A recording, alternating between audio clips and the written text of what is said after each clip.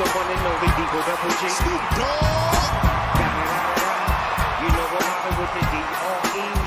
Yeah. Y'all know what this is, so can y'all make some noise for my man Snoop Dogg? Come on, louder, y'all, louder. West Coast, make some noise. Come on, put your hands in the air. Everybody put your hands in the air. Come on, everybody put your hands in the air. Put your hands way up in the air.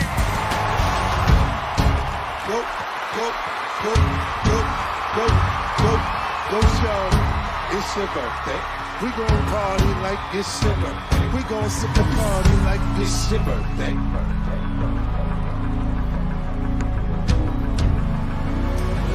And you know we don't give up. It's not your birthday. You can find me in the club, collar full of bub. Mama, I got what you need if you need to feel above.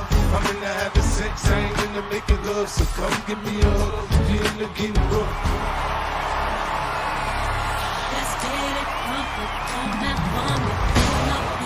Dance so we got your and you're floating, so you got to dance for me. Come on, everybody, get on down, 'cause you know we got to get it wrong.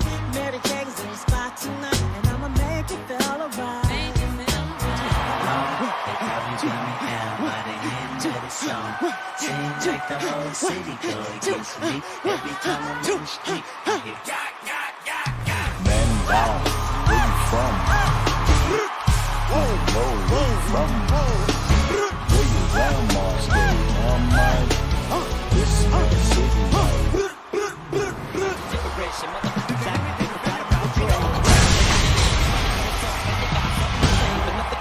when they move the lips, just a bunch of gibberish. And back when they forgot.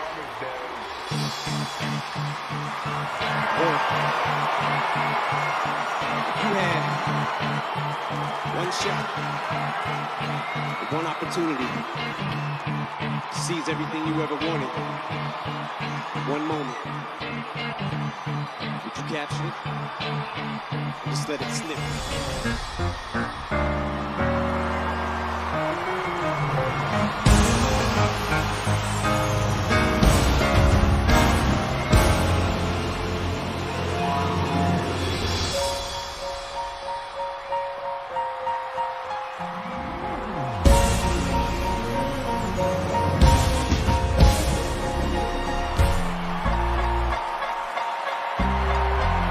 Still Snoop Dogg and D.R.E. Guess who's back?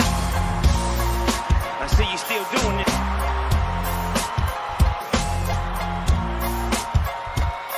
Make some noise for that.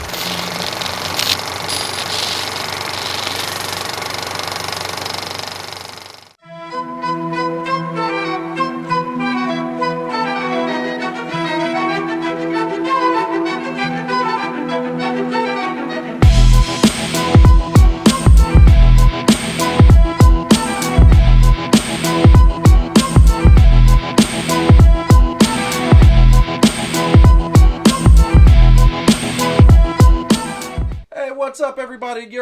I am your host, Joseph Francis, and we are starting off tonight with that unbelievable halftime performance that I will tell you right now, I could not believe was happening. Like, it was so mind-blowing. We had to do it. I wish we could have showed the whole thing. It was so hard to edit that down to about 3 minutes. That was 3 minutes and 12 seconds, but I tried to get the best parts. Oh my God, every single part was the best. And it was crazy, but we got it. But that was we're going to get into that a little bit later. We're going to talk into the details because my wife and co-host was brought to tears for the performance, which when we get in the shot in a second, we'll talk about that. But before we go any further, hit the like button, subscribe to the channel if you haven't, and join us every week, Wednesday at 9:30 p.m. Eastern on this channel for all the types of things that you get right now. Now, we are going to be talking a bunch of topics. We're ending the show with a sports style, which we're going to get to the double shot, and one of the sports styles topics is right here.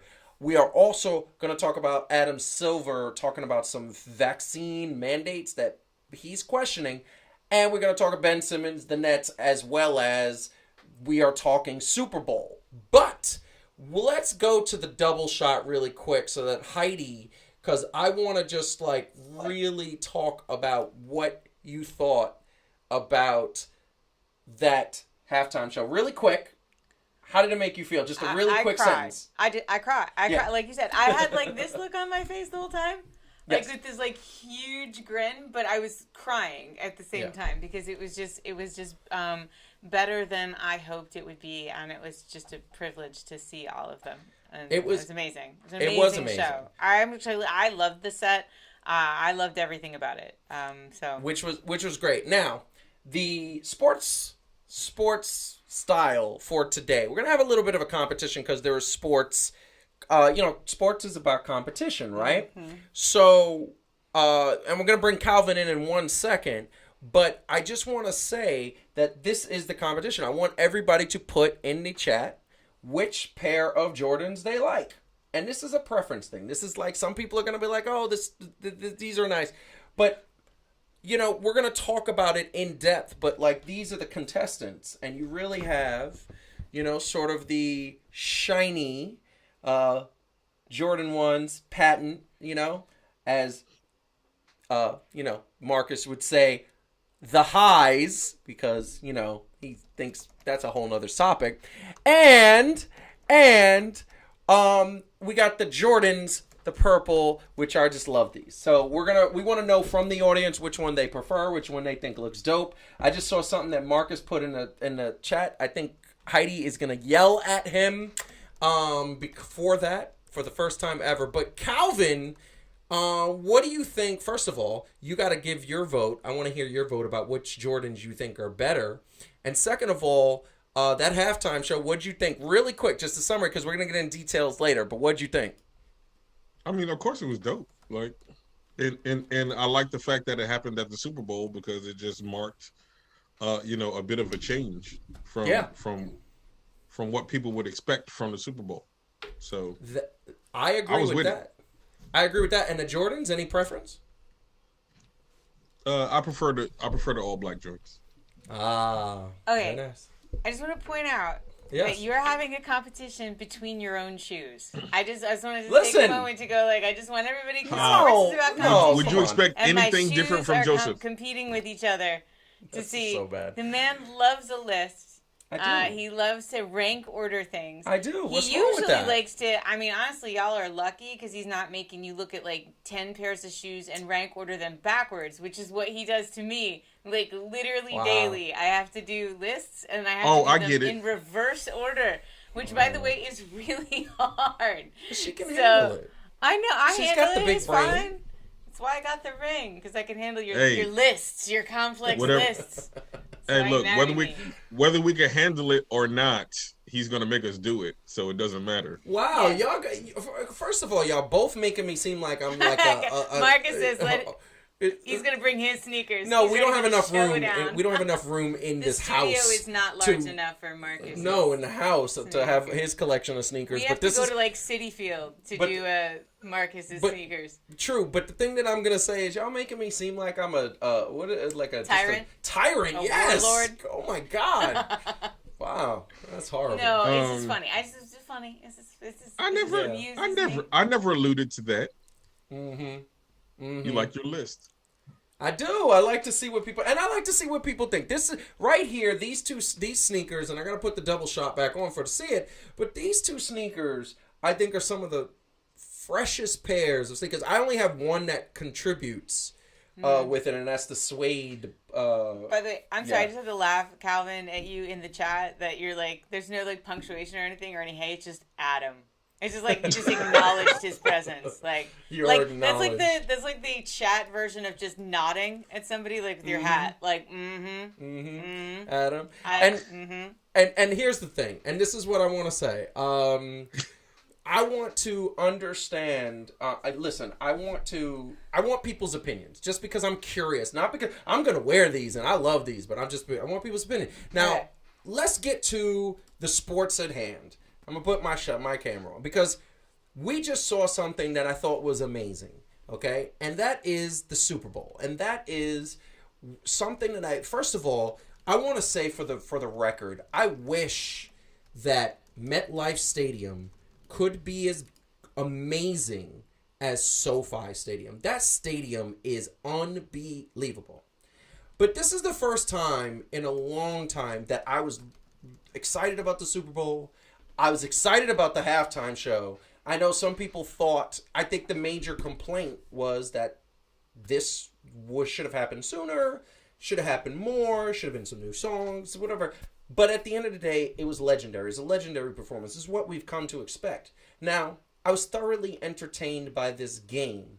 And that's what the Super Bowl should be. The Super Bowl should be a game that entertains us all. Now, I will say that I was thoroughly surprised, and I felt like the Super Bowl should be sort of that once in a lifetime thing. Well, it was. And I was happy about the fact that it was that. Football is something that we don't talk about a lot on this show because there's so many networks that cover it to death. Cover it nonstop, even in the offseason, even when nothing is happening, they're covering stuff. So we don't really go into that because they cover it with the resources that you should cover a game of that nature. Now, that being said, gotta give props to this Super Bowl. The crowd was up. The people were there. The game was good. It was defense with a little bit of offense. There was drama. There was suspense down the thing. This was a once-in-a-lifetime Super Bowl. Every single championship, in my opinion, should be once in a lifetime. Whether it's the NBA, World Series, Super Bowl, NHL championship, the MLS Cup is getting up there. All of these championships should be once in a lifetime. That's what a championship should be. Now, the one thing I will tell you is that halftime show was once in a lifetime performance. I think about Prince when he performed at the Super Bowl, and that was a once in a lifetime performance. And shortly thereafter, a couple years later, he passed away. which is once in a lifetime. We're never going to see that performance again. I thought J-Lo and Shakira, I don't know if it was once in a lifetime. Surely a lot of gentlemen thought so, which was fine. I thought The Weeknd, what he did in a pandemic era, was once in a lifetime. I thought AC/DC performing all those years ago was once in a lifetime. These performances make that show, and it's why, and truthfully, another thing that we like is the commercials. It's the only thing all year round that I watch the commercials. It's all once in a lifetime. So I want to give credit and props to the NFL for having a once in a lifetime Super Bowl, making me love the game again, because there's a while where I was very annoyed with it, making me look forward to next season, and I'm very happy about that. So I'm just going to say very quickly, I want to get you guys' opinion. First of all, I'm going to call something out. Calvin, you did not watch the Super Bowl. Is that correct? I did not watch the Super Bowl. I get it. Please explain the thought process. Actually, it wasn't no thought process. I was just busy. That's fair. I was not making a statement or anything else like that. That is fair. Uh-huh. I mean, I go ahead. There was just a lot going on here my way, and just in general, with with getting some things handled. And by the time that I kind of realized, I was like, "Oh crap! I did not watch the Super Bowl."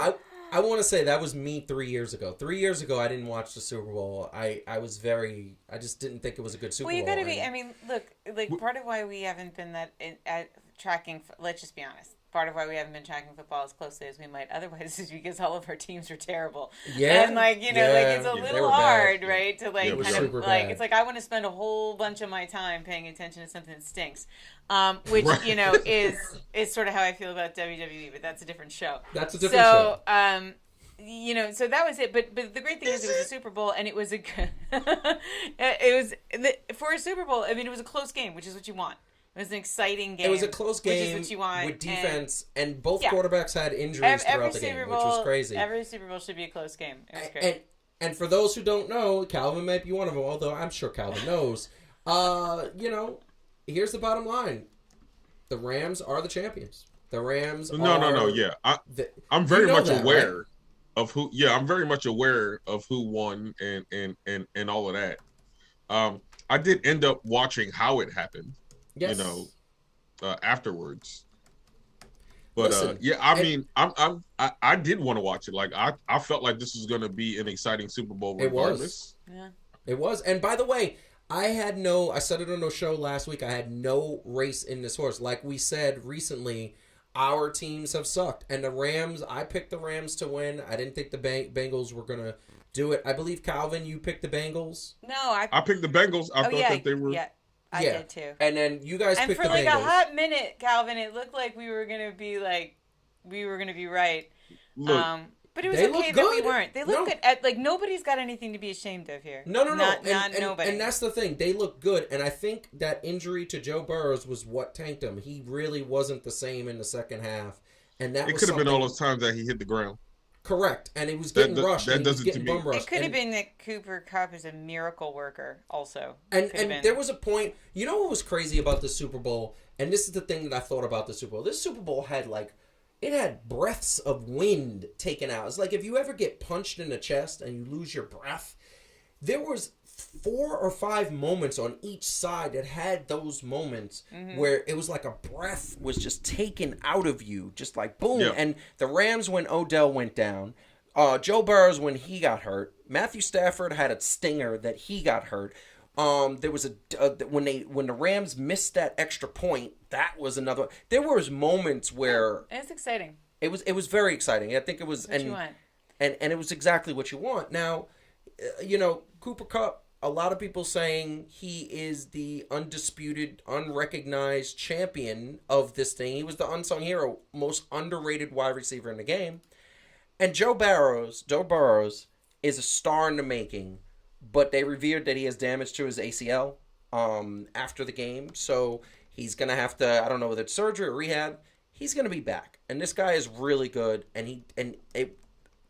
feel bad for him. He's a little sad, but at the end of the day, he did exactly what you're supposed to do. You're supposed to make sure that your team is set up to win. And his team was set up to win. Now, I appreciate that. Calvin, I'm going to let you go say one thing, but I appreciate that because what have we seen many Super Bowls in the past? We've seen quarterbacks that are riding their defenses and not really being the stars, and both quarterbacks set it up for the stars. Calvin, what do you want to say? I'm tired of people using the most underrated before every, like, I know. like, who does these ratings? You know what I'm saying? Like, because a lot of people were high on Cooper Kupp. I know. A lot of people already had Cooper Kupp as one of the reasons that the Rams would win. And I'm not debating, Joe, what you're saying. I'm just saying I'm trying to figure out who comes up with the, you know what I mean? Like, to make it seem better, they're always so like, here they're the is most what, underrated. I know what happened. He was their star wide receiver last year.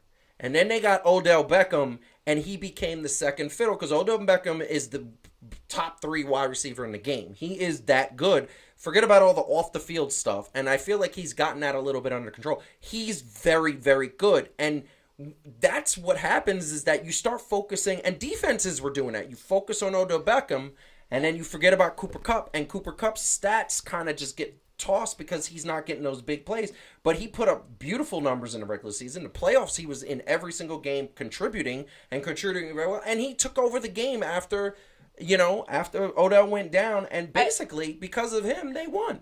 But I get Calvin's point that there's always this sort of rewriting of history where people, for dramatic effect, are like, nobody thought this guy was any good. And it's like, okay, literally everybody thought he was good. Yeah, right. Like, it was like, he was even better maybe than we expected, but like, it's not. It's like in wrestling when everyone walks around going like, I'm just not respected here. Are you trying to bring up wrestling every I'm sorry, but like there's a lot of analogies. Like everybody in wrestling always walks around going like, I just don't get any respect. I'm like, dude, you're on every week. You get No, it's horrible. It's horrible. I want to answer something. I want to clarify. So for those listening, Odell Beckham's talent is top 3. He hasn't been top 3 in terms of statistics and production in the last couple of years because he was in Cleveland and he didn't have a quarterback. And that was just the bottom line. Hey. Listen, I'm sorry. Ain't that bad. We could debate that on another show. Yeah. But that quarterback is not good. That quarterback is not good. I'm sorry. He's not a top 10 quarterback. Seem sorry. I'm just saying, like, I'm here in the studio with Okay. You're saying two different things, though. I am. You're saying 2 different things. Yeah. So you're saying there's top 10 and then the other 22 is trash? No. Or 21? I'm saying that in order to Odell Beckham talent deserves a top 10 quarterback, somebody who's great. And Baker Mayfield is not that. Okay? Odell Beckham was with Eli Manning and made Eli Manning an MVP style quarterback every time he threw the ball to him. Odell was catching it. I hated that he left. But I'm talking about Odell's talent when he is what he is and when he is on top of the level of what he needs to be. You see a difference. And Baker Mayfield, maybe he's not even a top 15 quarterback. I don't care what the stats say or whatever. He's not a good quarterback. And that's it. He's a good quarterback.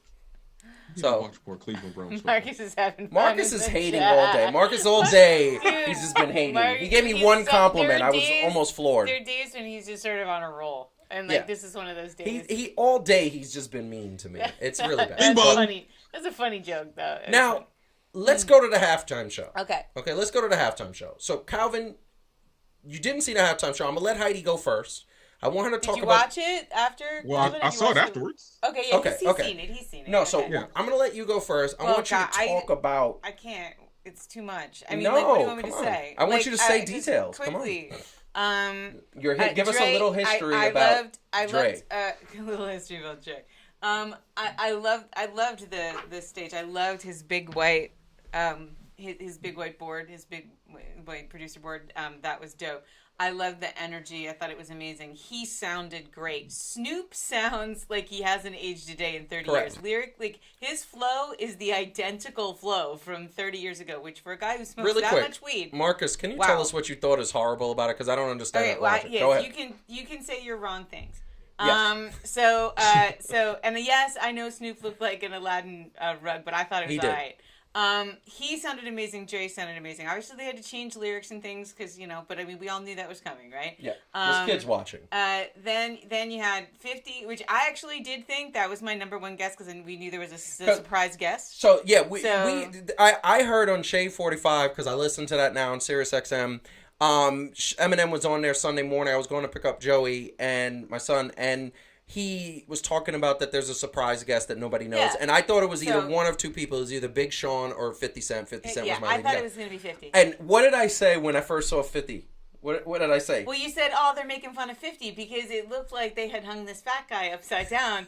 And then, but part of it was just when you hang upside down, if you have any fat in your face, it kind of goes up. So he did look weird. But I was like, no, that's 50. And here's the thing. The reason why I thought that, because my logic was simple. They didn't highlight 50 Cent, and it's hard for me to believe that he would be a surprise, even though we both said he's probably the surprise. I feel like you're not letting me summarize. Let me...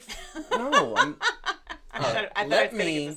So I'm sitting up there thinking to myself, I'm sitting up there saying, oh, man, they're making fun of 50 because he's not going to be there, and he probably turned him down. Now there's beef. And then you find out it is 50. Go. Yes, it was him. And I will say that Marcus, even though, yes, it did look like he needed to do a sit-up, you got to give him props. He got himself up and down from that very slowly, so he was in control. So I think he's fit underneath the outer exterior layer. But he struggled. He struggled a little bit. I mean, obviously he felt a little winded, but he still sounded pretty good. Mary J. Blige, I thought sounded great. I mean, obviously she's getting older, but she's still sounded she hits fantastic. That high note always. And that was great. I thought Kendrick Lamar was amazing. I will hear nothing to the contrary. I realized there was some controversy over him taking out one line of that song, but again, what did we all think was going to happen? This is the Super Bowl. M always sounds great. I really would have predicted that was the song he picked because it's the only one without curse words. So it made some sense, but it's also a great song, right? And it also sort of appropriate for the situation. So, I mean, I thought it was great end to end. Maybe there could have been a little bit more spectacle. I think a little bit of the issue was just that the way it was filmed, the camera work made it difficult for us to see what was happening in some of the places. I have a feeling that if you were there live, it was pretty cool. Okay. I love Marcus saying that wasn't 50. That was bizarre from D12. Yo, it's true. I thought it was. I really thought it was. And we saw they've got a meme going around. So let me just kind of throw in something I want, and then I want Calvin to get his opinion. Here's the one thing I thought. I wanted to see two things at the show. And if they would have had the two things, it would have been the utmost perfection of musical performances. One, I would have loved it if the end they would have ended with a brand new song from Dr. Dre with all of them on the track. And I was like, that would have been really cool, I thought. And then the other thing that I thought was kind of something I wanted to see, I would have loved if Mary J. Blige, the other surprise, would have been Method Man coming out on stage and saying, and singing, you're on, and Method Man singing the thing that, because that's my favorite Mary J. Blige song, and I'm sure a lot of other people. And other than that, it was amazing, and I thought it was great. Calvin, what's your opinion? Look, first of all, y'all gonna stop getting on my man 75 Cent, all right? Look, I get it, right? 50, ain't 50? 500, right? I don't know. 50 about 50. 500. Legitimately. He is about 50, yeah. Look, I'm not the same. I'm not even the same weight I was when In the Club first came out. You know what I'm saying? So I'm not going to fully clown that brother. If I'd have went upside down, I might have fell or fell asleep.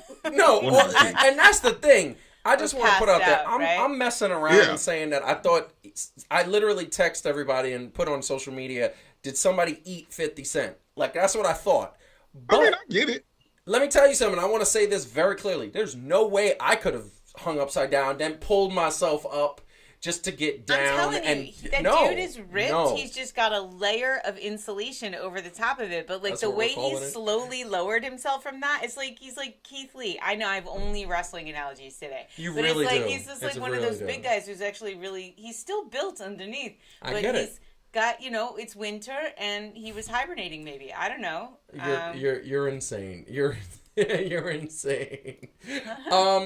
Look, I want to say that the Super Bowl, and by the way, Marcus, you still haven't told us what you didn't like about it. I would love to know that. But here's the thing. That Super Bowl was amazing. I thought it was awesome. I thought it really did something. It entertained me. And that show, like I said, that show was amazing. And I loved every part of it.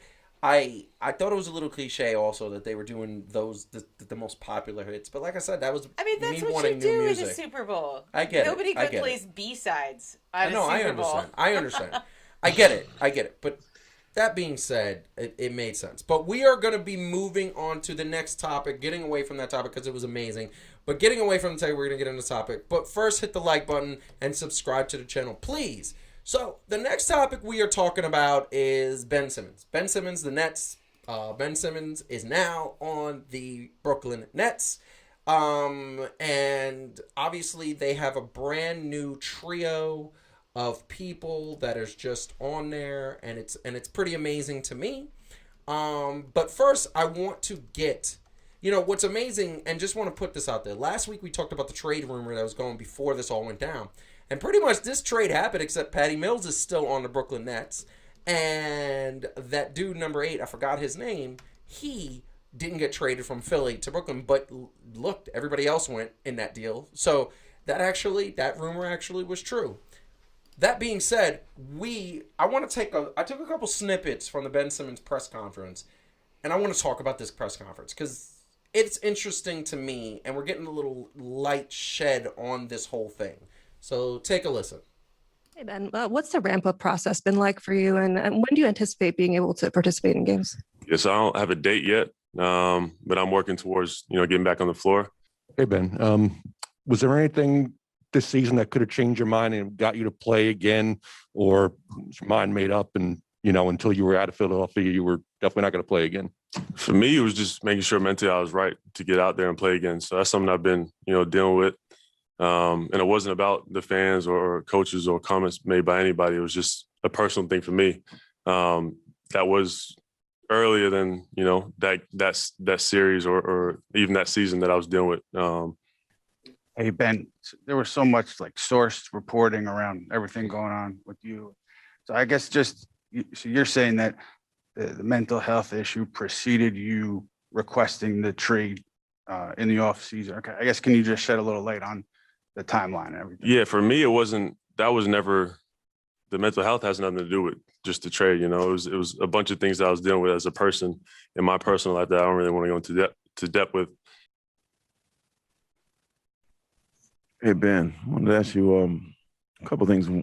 When you played your last game with the Sixers, what was going through your minds? What were your last emotions? And what was the straw that basically snapped that made you say it's time to go? I don't think it was really that. It was more so just it was just piled up. And when you look at this roster, the makeup of this team, there are times where you could be on the floor with KD and Kyrie. You could be out there without either one of them.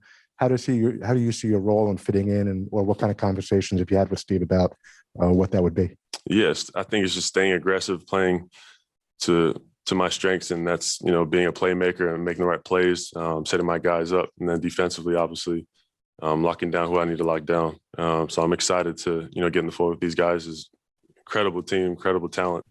Kind of just touching that a little bit. So have you been playing pickup, lifting? I guess what has your routine been since you've been away from the team and everything? Right. So lifting, Pilates, all of that, and then on court, being with my trainers, 1s, 2s. We've had some bodies for 3-on-3, 4-on-4.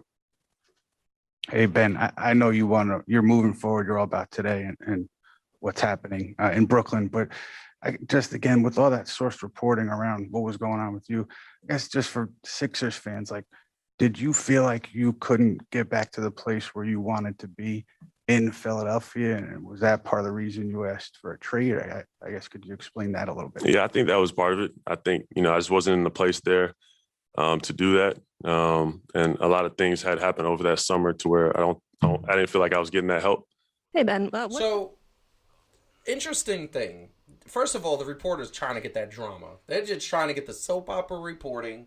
They're trying to make sure that everything, what are you talking about? Please let us know the dirt. And So the first thing I'm going to say is the legality of this press conference. I think he just screwed himself over. I think he's going to lose his appeal. I think he's going to lose all that money because he went from saying, I have a mental issue, which he might have, and several good points on all the media shows were talking about the fact that he says in his suit to get his money back, he says, I was going through mental depression. That's like the life. But then he's like, I'm going through personal issues. And unfortunately, they are different. And I feel like he just screwed himself over for that. But that being said, talking about the basketball aspect of it, interesting points that I really want to hit on really quick. And then I'm going to bring it in to Calvin. I'm going to let you go first. Here's the thing that is very interesting to me. Talking about 3-on-3 pickups, he's staying in shape, he's doing that. If you're having mental depression issues, are you really in the gym practicing every single day? The way he's saying he is, doing weights, doing other, maybe not. And maybe these are personal issues. And also saying that Philly knew about it prior to the playoffs, and that's why he went through what he went through. The last thing I'm going to say is that he is excited to be there. There are several pictures of him hanging out with KD, which we will definitely put up in a second, hanging out with KD and understanding what is going on. And that's the thing I really love to hear. But there is he can be a facilitator on his team. He doesn't need to really shoot, although he needs to shoot at sometimes when he has a wide open shot. And he doesn't need to shoot because Kevin Durant and Kyrie Irving, if Kyrie ever decides to play full time, and Seth Curry and Patty Mills, there is shooters on this team that can do that. So Calvin, what do you think about this press conference that we just heard? So I remember being in high school, and because I had a lot of female friends in high school, right? I remember. And they would kind of date. You got to follow me here. And they would date around. It's high school, right? That's kind of what you do. Yep. And I remember asking them, "Hey, what makes this time different than the last time?" Oh, well, that was all according to them, and now because something is new, it's going to be better. Mm-hmm. It's kind of the same thing for me, right? Like when you go through things, you actually have to work through them in order for them not to be carried over onto somewhere else. Right. So I can't say how much he did that afterwards, but I'm starting not to believe it. You know what? Nobody gets the benefit of the doubt from me being younger, and this is where I'm going to sound like the old man getting off the lawn, because I don't feel like a lot of people have the mental fortitude to actually deal with things. Because the way it seems, and I'm no judge of anybody, I know with mental health issues, they can come, they can go. You can do certain things sometimes and you can't, so I'm not going to argue that. But it conveniently came at a time where everybody was getting on him for being a bum. Correct. Basketball-wise, right? Not as a person, but just basketball-wise. Mm-hmm. They was getting on him for being a bum. And yes, it could probably exasperate an issue that was already there. Yep. But him, just like James Harden, I don't believe him. I don't believe him. I don't think that they're just better because they went to a different place. Because it's easier sometimes to be like, oh, well, I'm in a different spot now, so everything is all good. We will see, but I don't believe that everything is just magically fixed. Sorry, don't. I agree with that. Just one quick question. You don't think that a change of scenery sometimes helps? It can help, but when it comes down to it, if the issue is still there, it's going to surface again. Correct. Right? Because you'll find yourself in a similar situation. And then what do you do when you're in a similar situation? So yes, everything is good when everything is good. You get to a new spot. Yeah, you don't have the same pressure. Yes, everything feels good. So I'm not saying that he doesn't even believe that it's better, but I'm saying what happens when it gets down to crunch time and they might need you again and you get into that position. That's when you really figure out, have I really changed from this thing, or am I going to fold again and feel the same way under the same amount of pressure? Not saying it's going to happen. I don't wish it on them, but I agree with that. And the reason why I saved Heidi for last is because now we're gonna hit on that. We're gonna hit on that psychological aspect, the social. Yeah. thing. Like, what is your take about Ben Simmons and this press conference and the situation? So it's genuinely impossible to know the extent to which he was genuinely suffering from clinical mental health issues. You know, he may have been, he may not have been. What I will say is that, you know, kind of taking a step back, let's just assume for the sake of argument that he was depressed and that he was anxious and that he was a lot of things. Why? Right? Is it because he has an ongoing mental health issue, or is it because he was annoyed last year that it wasn't his team, it was Joel Embiid's? He was annoyed last year that he didn't play well in the playoffs and everybody got on him about it. He decided to throw a childish temper tantrum and go someplace where he would be appreciated, except nobody came calling. Yep. And oh no, there were teams that came calling. Yeah, sort of, but none of them were willing to give up what they were asking for him. So hold on. Pause for 1 second right there. The basketball aspect is that Philly was asking for like something very unreasonable, right? And that was not Ben Simmons' control. No. There were several teams that were interested in Ben Simmons and were willing to give a lot, but Philly was asking for a lot. But here's my point: Ben Simmons felt he was worth a lot. So for him, that those teams were not willing to give up what the way they were being asked for, I'm sure was another jolt to his ego. Yeah, right. I mean, maybe that people literally laughed and hung up the phone when they were like, "I'm sorry, you want all that?" No. Yeah. And but Ben that's Simmons, Philly management in his right mind, there. That's Daryl Morey. But Ben Simmons, I think, thought he was that caliber player. This year has been a real reality check for him about his value. Yeah, and I think shoot. so it's very possible. And I'm not saying he doesn't have value. I'm just saying he wasn't what Ben Simmons thought it was. Yeah, he has value. He just can't shoot. And if you can't shoot in this league, you're very not there. To conclude my point about his mental health, I think that there's a very real possibility that anything he's feeling mentally actually might be gone because he's now in a new place. But to Calvin's point, the issue is, you know, he got in his head during the playoffs. Is he going to get in his head again? There's a lot of pressure on this kid, and you know, and he's still like, I don't think there's a universe where he wins that lawsuit because it's going to be way too hard. It's very, very difficult to argue. I was so depressed I couldn't do my job, but I was not so depressed that I couldn't go every day and practice like I was doing my job. Correct. So I think he'll lose that. I feel the same way Calvin does. It's like, you know, maybe this is all going to work. Maybe he's gotten some humility. Maybe he's going to come back determined to do better. Or not. So this is the thing. I hear what you're saying, and there is no extent that we can know what his mental issues is. But when he says I have personal issues, let us not forget that 2 summers ago he was dating Kendall Jenner. Okay? And now she's dating Devin Booker. And let's not forget that Philadelphia is not exactly the toast of the town. It's not a city you go to party. It's not the type of city where a young man like him can sow his royal oats. That's not really what Philly is. Philly is a hardworking town. It's got some really great things about it. But it's that he wanted to be in a place where he could sow his royal oats, party a bit, be a little young, do the thing, enjoy it. And he wanted Los Angeles. That's what he wanted.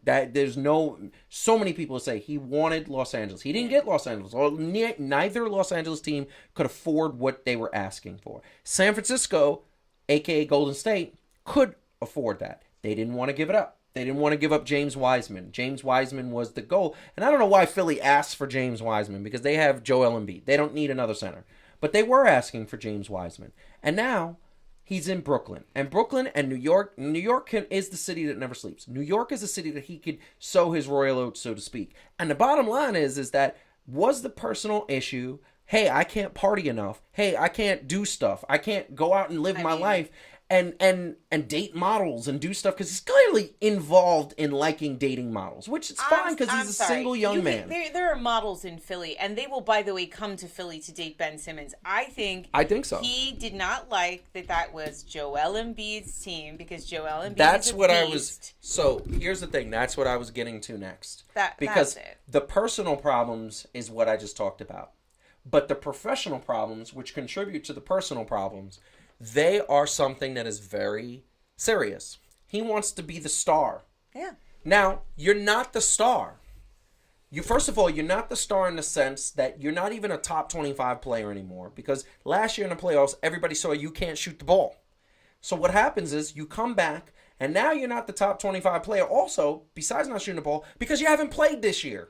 And there are so many other players that took steps above you. LaMelo Ball, DeMar DeRozan, We're seeing a resurgence of Klay Thompson. We're seeing all these players that were good and now are just as good and better than you because they are actually playing right now. And then to top it all off, who's the best player in the world? Kevin Durant. And when he's on the court, is Kyrie better than Ben Simmons? Yes. When he's on the court. That's why we want him back on the court anymore. And here's the thing, I'm even going to go for a step further. Patty Mills has been an MVP for this team all year. You think that you're going to be considered the third best player on the team when Patty Mills has put in that work and they love Patty Mills? No. So all I'm going to say, and Calvin, I will let you go out on the end, and then we got to get to the next topic. All I'm going to say is that I'm happy he's in Brooklyn. I want to see this work because I, like you guys know, I want a championship in New York. I do. And we certainly ain't going to get it from the Knicks. Not this year. But the one thing I am not happy about is that there seems to be a pattern of just like, I want to be the star, and I don't know how you can have that mentality and that personality when you're on a team with two stars. For good, better or worse. Kyrie, better or worse. Kevin Durant, true superstar, legend, Hall of Famer. Calvin, the floor is yours to end the segment. This is why I don't like this new soft NBA. You had to know it was coming here. I don't, and I never will. Too much player empowerment. I'm not now me saying that doesn't mean the opposite. I'm saying that everybody needs to have some kind of hold, this conglomerate hold in the rich billionaires. No, I'm not going there. But what I'm saying is there is too much player empowerment. There's too much bowing down to these players and their egos and building them up to be more than they are before they even get to the NBA. So now they come in more entitled. Like, here's the deal. Even the older cats that was in the NBA would say, I came in and I thought I was something, but these veterans would show me what was what and let me know that I still had things to learn before I actually became a superstar. These people are Ben Simmons was being crowned a superstar, and so was Joel Embiid before they ever walked on the floor. Correct. So was LeBron James. Correct. So was a lot of other people. Yeah. So yes, I don't like Kobe their didn't have entitled that attitude. treatment. Yes, but I don't like the overall entitled attitude that a lot of these stars or a lot of the people that we are putting as stars now are getting before they ever proved basketball-wise that they actually are stars. And so this begins to be then the result. Quick question. I don't like Ben Simmons or James Harden, but go ahead. Correct. Quick question. Mm-hmm. Now he's with Kevin Durant, and that is the bottom line. Kevin Durant, this is Kevin Durant's team. He's the star. He's the number one player in the world. You think that Kevin Durant will influence him in a better way and quell that and really make him understand this is about winning a championship? You think that's going to happen, yes or no? Nope. Heidi, you want to know why? You know why? Why? Kyrie Irving. Yeah, agreed. Heidi, what do you think? I think he needs that, but I don't know if KD is the guy to give it to him. But he needs a mentor really badly. I feel like LeBron would have did it. Like this ain't a KD versus LeBron talk, but I think that's where his strength lies. Well, this is the thing that I'm going to say. This team picked up Seth Curry, who's an amazing, amazing player. I think he's done great for his game this year. He is so much better when it comes to just picking his shots and everything. And I think the steal of this trade, and I have to say this because I think it's very important. I think that what they needed was defense, and that is Andre Drummond. Andre Drummond, in that first game that they played the other day, had a block that made me say, you're going to make the lane okay for the Brooklyn Nets. And I was very happy about that. So I think that this is going to be better for the Brooklyn Nets. I am happy that this trade went through. I want to see Ben Simmons. I want him to prove everybody wrong that he is still that dude who was making all-star games and doing that sort of thing. That being said, hit the like button, subscribe to the channel. We're moving on to the second to last topic. We still got sports style. I want everybody to please let us know if you're watching this in the replay or live right now. Let us know which sneaker you love and prefer, because I just want to see that at the end. I want to see if we could get some sort of tally at some point that we will put on a future show. But we are talking, so Adam Silver. I love Adam Silver. I think he's the best commissioner. talking to Get Up in the Morning, ESPN's Get Up in the Morning, had a very interesting interview. There was one section about it that I didn't know. I kept asking so many times, what is Adam Silver's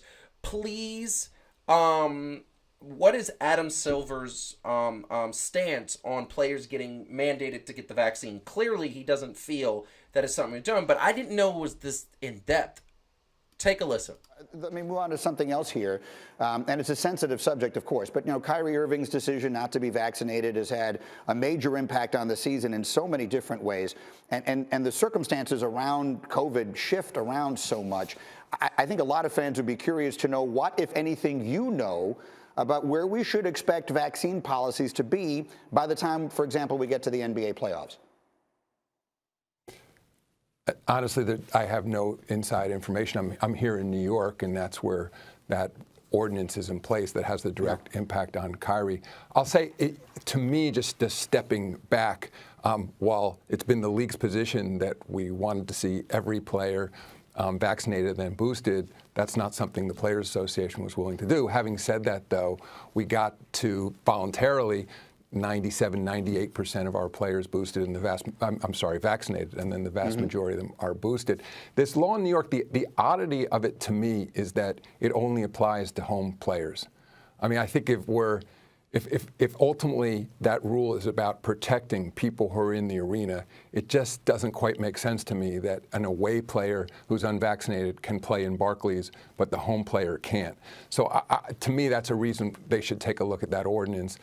I'll say also, again, being here in the New York market, feeling particularly in the last week, many of the masking restrictions are being lifted. You can just feel it in the city. There are more people in restaurants, more people out and about. And so while, again, my personal view is people should get vaccinated and boosted, I can imagine a scenario where Brooklyn, as part of New York City, with a new mayor now who wasn't in place, Eric Adams, when that original ordinance was put in place, I could see him deciding to change along the way and say it's no longer necessary to have a mandatory vaccination requirement. As I said, particularly one that only affects home players. That'd be interesting. That's why I asked, and I understand that it's not your decision to make, but I live here as well, and so I'm seeing the same things you're seeing, and it's something we've speculated about a good deal. Let me move on. That's why I asked. So I love, and there's something that I love about that, and there's also something I want to say. Kyrie Irving is literally, when you think of all the both New York teams, he's literally the only player who really didn't get vaccinated that we know of. He's the only one out of like 20-something players, talking Knicks and Nets, right? I didn't even know that. I thought, and that was something that when I heard this blew my mind, I thought that visiting players could not play in the Barclays Center if they weren't vaccinated. I thought that's why I thought Bradley Beal couldn't play. I thought Andrew Wiggins, if he wouldn't have gotten vaccinated, wouldn't have been able to play. That apparently is not true. And that's the part that really bothers me. I said a couple of months ago that I do believe everybody should get vaccinated, boosted, whatever it takes to keep you healthy. That's the bottom line. And now that we have more research, and now that there's more numbers, statistics, there's definitely hundreds of millions of people in the world who have been vaccinated. There's nobody turning into a zombie. Nobody's got chips in their arm. There's none of that nonsense. And it's safe. I feel good. I know dozens of people who got vaccinated feel great and feel good. And the fact of the matter is that I always said that you shouldn't mandate the vaccine. What you should do, though, is that anybody who doesn't want to get vaccinated, they got to submit themselves to daily, and I mean daily, not every other day, not once a week, daily COVID tests. And if you are positive, you can't come into the building. I think that was fair. I think that gives people an option. And you know what? Truthfully, it's going to make people say, I don't want to keep getting tested. Might as well get the vaccine because I see everybody else is good. And now it gives them a little bit of a choice. Eric Adams has already said he is not going to change it anytime soon. And anytime in the next couple of weeks, this was weeks ago. And there's been no rumblings of him changing. Our governor, on the other hand, has said maybe we got to readdress some vaccine mandates, and she's a little bit more open. But Eric Adams does mandate the 5 boroughs. So that's where we're talking about this. I think it's very telling that the commissioner of the NBA, this guy right here, Adam Silver for president, takes this stance and believes that the best thing for everybody is for them to take a step back. And I wish he would have said exactly what I said, but he didn't. It's amazing to me that this is still an issue. And it's still an issue for the NBA because Kyrie is one of the highest profile players and he can only play part-time. I hope for basketball's sakes that we get this guy back on the court because without him, they're not beating the Milwaukee Bucks. That's just my opinion. I just think they need that extra star. That being said, Heidi, I'm going to come to you first as she falls asleep. I know I'm long-winded, but that's okay. Please, let us know, what did you think about Adam Silver's comments? Well, look, I don't think it makes sense to anybody on the surface, right, that the unvaccinated players can play, but Kyrie can't. That's a little bit silly. I will say that it is a little complicated. That right now the city does mandate a lot of people be vaccinated. It doesn't want to look like it has two sets of rules, one for celebrity basketball players and one for everybody else. So that's the kind of thing that Eric Adams is navigating.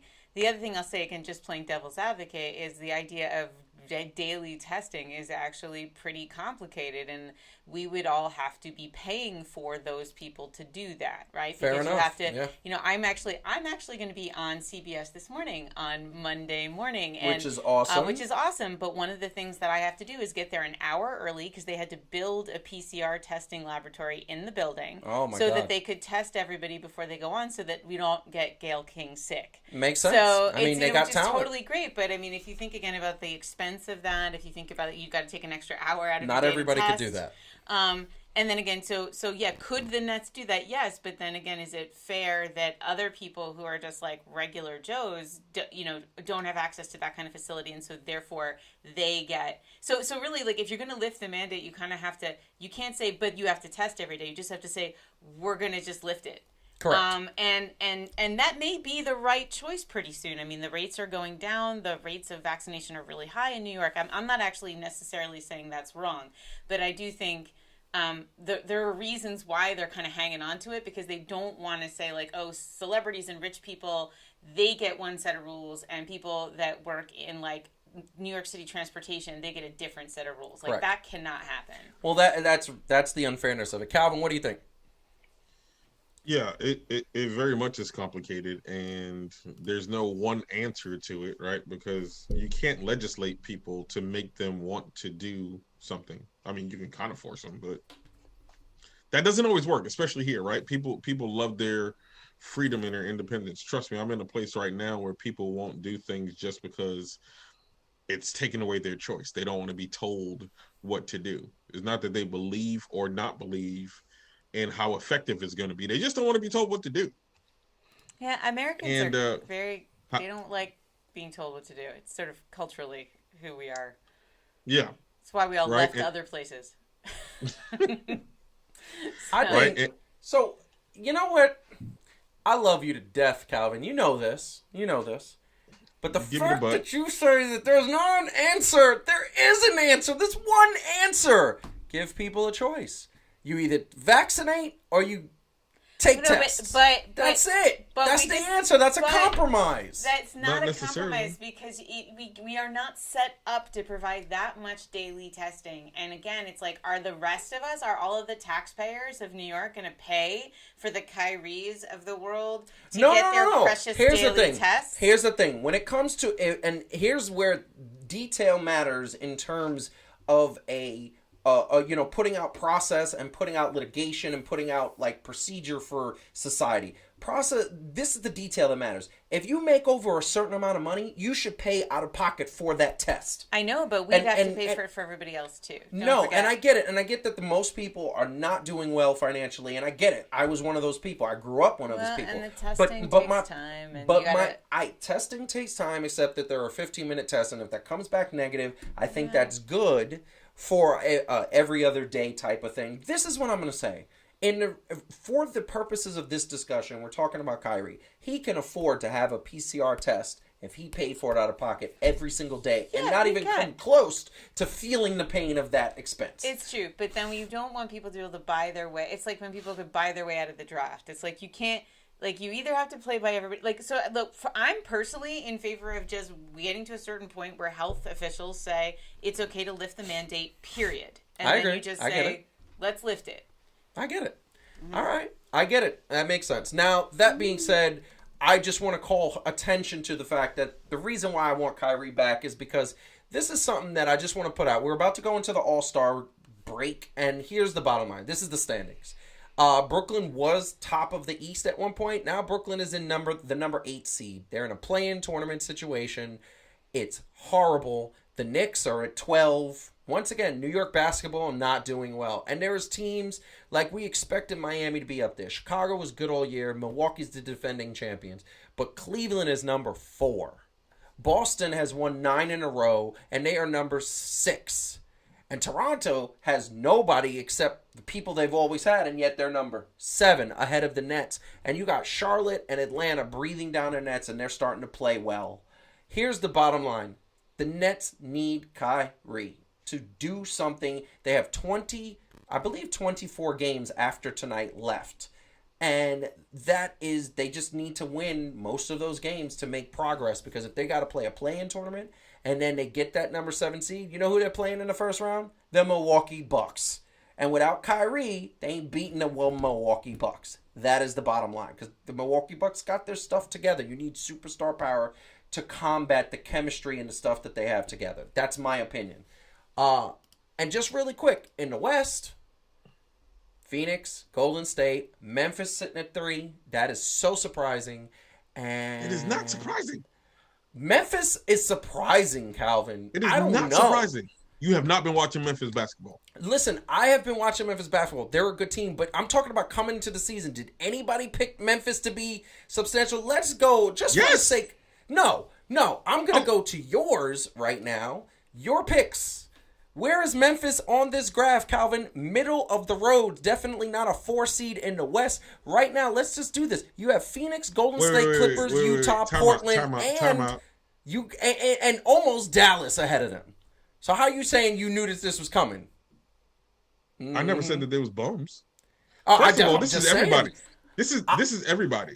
I know what you're saying, and here's the bottom line. I get it 100%. But that being said, none of us picked Memphis. Heidi, you got Memphis at about the same place, which is pretty much what middle of the pack. And I'm not guilty of this sin.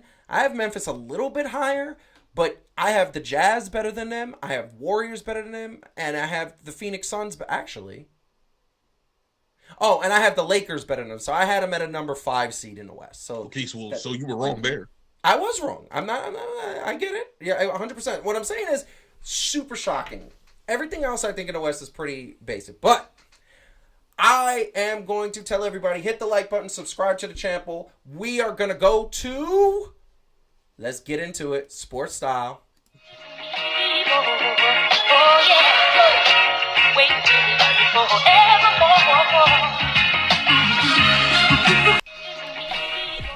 Love that logo. It's so dope. So, we are talking SportStyle. And SportStyle, we are going to bring in unbelievable amounts. And first and foremost, I'm going to hold this up for the camera.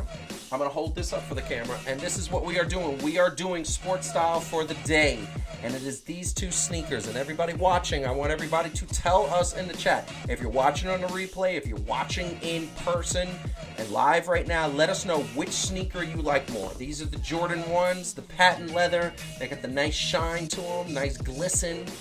These are the type of shoes that I might wear in Miami. Let's go. If we go back. This is that type of shoe. Very nice, very chic. As Marcus says, the highs, the Jordan highs come above the ankles. Did you know, by the way, that anybody who wears mids is what he referred to them as? I didn't know that. Calvin? He does. He said no. He said that mids are for women. That's what he said. What? That's what he said. I don't agree. I love my mids. It's in sneakerhead land. Sneakerhead land. That's what it is. So this is the first sneaker. I want everybody to put in the comment below in the YouTube channel, put that in and let us know what you think. We're going to give the results next week. And then, these are the Jordan 13 Retros purple. Court purple, excuse me. And the camera doesn't give it justice. And I'm going to tell you right now, this sneaker, like the suede back here, it feels so smooth on the touch. It's amazing. And by the way, this is the thing I'm going to do. He does that. Oh, New sneakers. I haven't worn these yet. New sneakers. That's an important piece of information. I haven't worn. Yeah, I wouldn't be. No, I mean, I don't have foot odor. Like, I don't think you would have married me if I did. But if I caught you smelling your worn shoes, I might actually think we had a problem. So that would have been gross. No, I think new sneakers are just as good as a brand new car. Like, I think that that smell is just amazing. And both of these sneakers are super comfortable, and these Jordans are putting up there. And I just want to say it is something that I love. And there, Calvin, which one are you going for? Court purple. You're going court purple? Shoes. Yeah, I don't like shiny shoes. Really? Yeah. Why is that? I'm not sure. They just never really was my thing.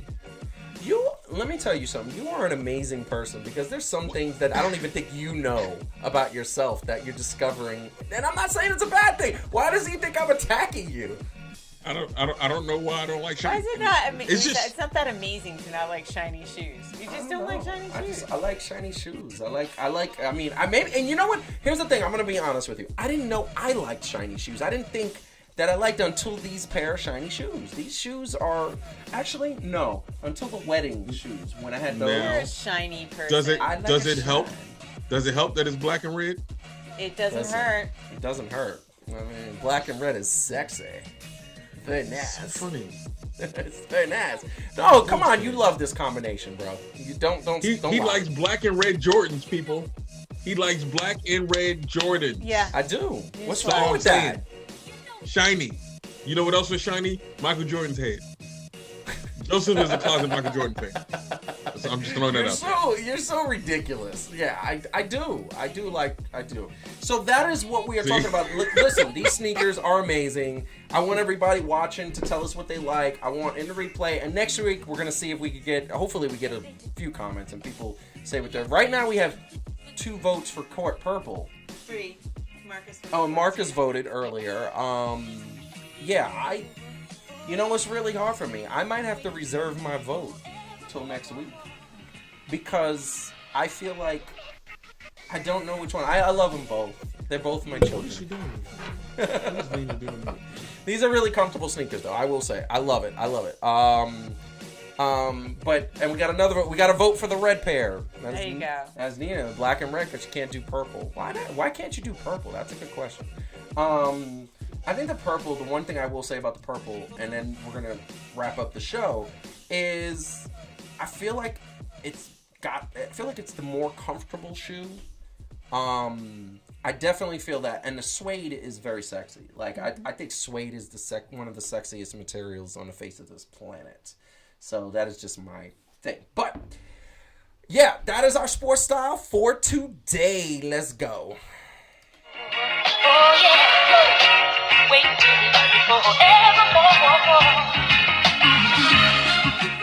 So, sports style was amazing. I love it. I love everything about it. So, can we please, I would like for you, Heidi, let you take us out first. Heidi, what do you want to say to the people? I don't think that I had anything prepared. Like I Really? said, I'm gonna. No, They're such good people, though. I know. Well, thank you, people, for tuning in. Yes. And we love you. And by the way, if you haven't seen it already, the halftime performance at the NBA All-Star Game is DJ Khaled and friends, and so it's just a really good year for halftime shows. Yeah. So I'm be very watching excited that. about that. What I am gonna do is put some videos of us watching it on social media on the Fan2Fan show. You put a video of someone you watch and you. That's messed up. I don't necessarily want everyone to see my. So reaction fun! to things. I'll put a video of me and my son watching basketball. There you go. All right, we will give the play-by-play. Anyway, he loves giving the play-by-play. Calvin, what do you want to say to the people? I feel like in general, since football had hip hop, then basketball should have like rock. But that's a different. I don't actually mind that. They did have rock 2 years ago. 2 years ago. I'm just saying. It would be fair. It would balance it out, right? Does anybody, really quick, before you give your, does anybody feel that rock and roll is getting a little, like, rock and roll isn't, like, I don't want to say it's fizzing out, but it's definitely get back to the 80s. not Who the hell who's a rock band anymore? That's what I'm saying. Who's left? The Foo Fighters? Cover bands. That's it. There's I cover mean, I'm bands. sorry. There are no rock bands except for Foo There's cover Fighters. bands. Except That's for the it. people, and that's why the Rolling Stones are still touring right now, because like clearly, Yeah, there are no. This is why we have the Sorry. Rolling Stones and the Grateful I'm Not Dead. Yes, There you go. exactly. And AC/DC is touring right now. Can you believe that? Anyway, and I'm not arguing, but I just feel you're right, Yes. Heidi. Calvin, to the people. To the people, hey, we love you all. Continue to let us know how we can best serve you in a sports manner. You know what I'm saying? Yes. And until next week, we love you. And remember, I'm still BRE. Be right back. No, that's the first 3 letters of my last name, but I'm not DRE, so I'm still BRE. That's right. Oh, come on, man. I'm representing for the gangsters all around the world still. I thought you said BRB, like be No. right back. That's what I thought you said. My bad. I'm sorry. No, you're right. No, I'm still BRE. You still BRE, no doubt. You're ridiculous. All right, brother. That's amazing. I love it. We love you very much. Keep watching sports. Hit the like button. Subscribe to the channel. Tell somebody about Fan2Fan. We have grown exponentially, and we're going to continue to grow. We got a new extra point that I'm going to drop tomorrow. Dallas Cowboy fans are not going to be happy. I know I said that last week. We wanted to push it back a week just to get rid of the Super Bowl. Dallas Cowboy fans are not. We got another extra point coming out that I'm going to film that is going to be about the Knicks. And unfortunately, Knicks fans are not going to be happy about that either. But that being said, we're also going to have a brand new episode of Heat and Receipts. The topic, Cody Rhodes. It's the story of the week. And that is going to be coming. And then next week, we are going to have an episode of, actually 2 weeks, 3 things to do, the episode 3. So we're going to do that. In the meantime, everybody keep watching sports, keep loving sports. Comment, if you're watching this in replay, comment below, let us know what you think. Let us know about the shoes. Hello. Bam, I'm putting them up there one more time. Let's do this. Which one? Is it the red and black? Is the purple? I know the light is like killing it. I think the reflection is killing the light. But that being said, it's going to be amazing. So, love you all. Thank you so much for watching. We'll see you next week, 9:30 Eastern on executionentertainmentmedia.com. Peace!